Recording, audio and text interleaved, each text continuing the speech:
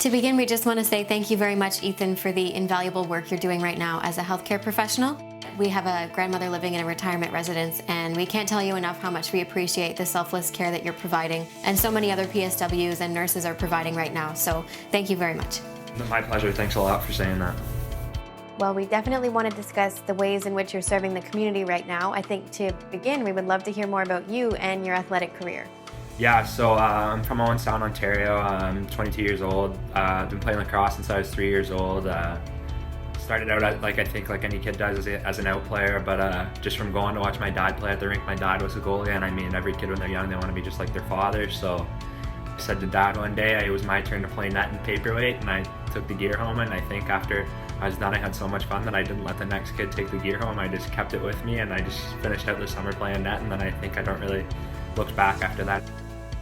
I think an interesting parallel for you that usually as a goalie you're in your mask with your gloves and you're kind of the last line of defense because the ball has to make it through all of your teammates before it gets to you, and then they're counting on you to make that save. But right now you're still wearing a mask and gloves, but a very different kind, and you're on the front lines, you're the first line of defense. How has the support from your teammates been now that they're all behind you and supporting you?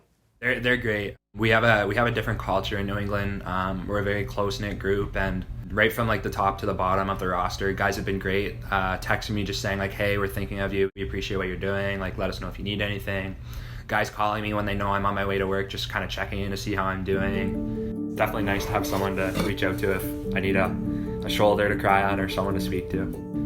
The coaching staff making sure that like my mental health is okay, and then if I need anything to reach out to them. So yeah, my teammates have been incredible. I mean, all year long, being a young guy, like they're all incredibly supportive of me, and I'm kind of like the little brother to most of them, I think. But I can't speak to how grateful I am for the group of guys that I'm a part of. We're happy to hear you have such a good support system. And I would love to also gauge if you can remember all of your reaction when sports was put on pause for all of this. We had two like very important games coming up for us, and we were on a pretty good roll. We had won 4 straight. I remember we had a team call on the Thursday, and we were all just kind of just discussing like, hey, this might happen, like we might not be going, like everyone keep your phone close by. And I was at work, so I was like trying to do my job to the best of my ability, but also this is like in the back of my mind. So I mean, it's difficult when you live and breathe sports. When there's none around, it kind of makes you wonder. Like I said to one of my teammates, I said, man, it kind of makes me realize how much of a loser I am without lacrosse. I don't have anything to do. So it's obviously difficult, but I mean, we'll get through it. And how are things looking where you're working right now? Have there been any cases or concerns of cases? No, we're actually doing really well right now. I mean, knock on wood, we haven't had any cases yet. Everybody in the nursing home and all the staff will be tested on Tuesday of next week. It's probably for the best to find out things, just so if there are any concerns, we can kind of tackle them and get it dealt with at the forefront. So we understand that as a nurse, your day-to-day responsibilities include monitoring vitals, administering medication, and overall looking after the well-being of patients. But how have your responsibilities changed as a result of COVID? You've got to be more aware of what a person's normal levels are, and kind of know what the warning signs are of what's going on right now. And obviously you're concerned about someone getting COVID, but I think the biggest thing right now is people's mental health, right? Like for someone who's in a nursing home, they don't get to see their kids, they don't get to see their family. Like everybody's doing the best they can to be compassionate and spend time with those with everyone's loved ones who are in nursing homes or in the hospital and whatnot. We really care for them on a personal level. We want what's best for them, obviously. So I just think that for the people that have someone in a healthcare system that they aren't able to see, just know that they're still getting the love and attention and that they need to get through the day.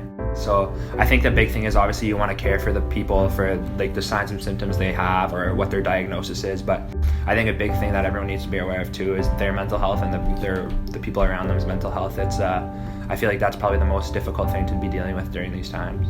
And in terms of communication, not everybody that's in a residence or living by themselves is capable of using technology in that way. So there's certainly a lot that also have no communication or very limited in terms of their family reaching out. So I think you're doing great work all of the time, but especially now when people can't be with their loved ones. Yeah, thank you. Again, just like you said, that'd be incredibly difficult not being able to reach out to your loved ones. I mean, I'm lucky that my mom's figured out how to use her phone, so I can stay in contact with my parents. But yeah, it's definitely got to be difficult not being able to know how your loved ones are doing. In light of the virus, what kind of protocols have been instituted at your workplace? A protocol that's always been the same is just that you're expected to wash your hands in between person-to-person contact. But the biggest thing now is when you come into the nursing home or into a healthcare facility, you have to have your temperature and you have to answer a list of questions that relate to symptoms of COVID.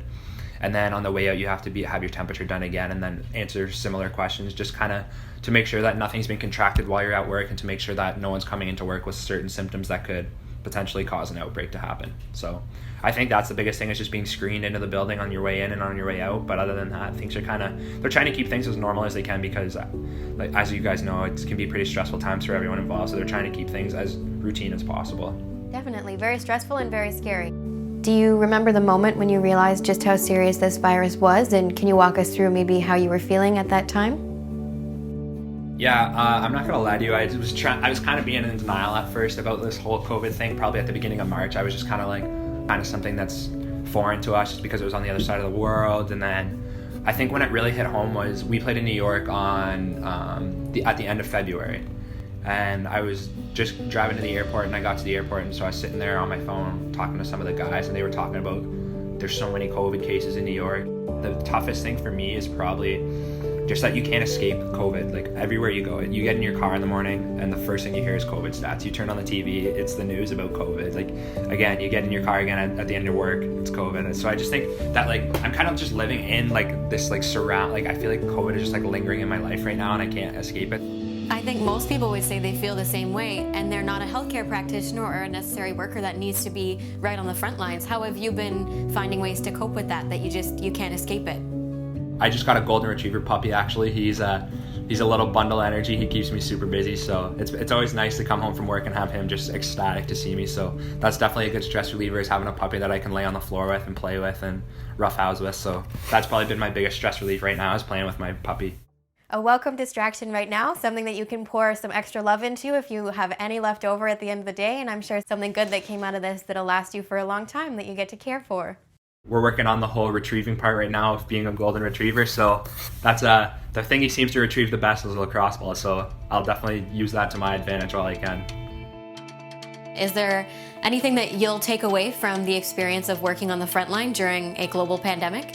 I think it's just nice kind of like that we do get the recognition, because there's some days that it can be incredibly difficult going to work and you're there for 8 or 12 hours and it can be a stressful 8 hours. You feel like you don't sit down, you don't get to take a drink of water, you don't get to go to the washroom, so there can be some difficult times. So it's nice just knowing that we are appreciated and that people do recognize the work that we do. So I think that's kind of something I'll always carry with me, is that I'm making a difference for someone and that their families and people around the world do appreciate the work I do. So that's obviously a great feeling. We know that people are firing questions at you left and right, so is there anything you feel like you haven't been able to say or that you wanted to touch on? I just think, again, everyone's going through difficult times right now. Nobody's alone. If you need someone to speak to, there's resources out there that you can reach out to, your family, your friends. I don't think anyone should feel like they're going through this alone. There's people out there that can help you. I think we'll all get through this together. A very important message. I like the way you worded that, getting questions fired at you left and right, kind of like being a goalie. You're getting shots fired at you left and right. That's exactly it, yeah. Well, thank you very much for taking the time to chat with us. Our best to you, and we'll be thinking of you, and you've got 2 more people in your corner as fans when you get back on the field, but also just in your everyday life. We're rooting you on. We know that you're doing very important work. Awesome, thank you. I really appreciate everything you guys have done.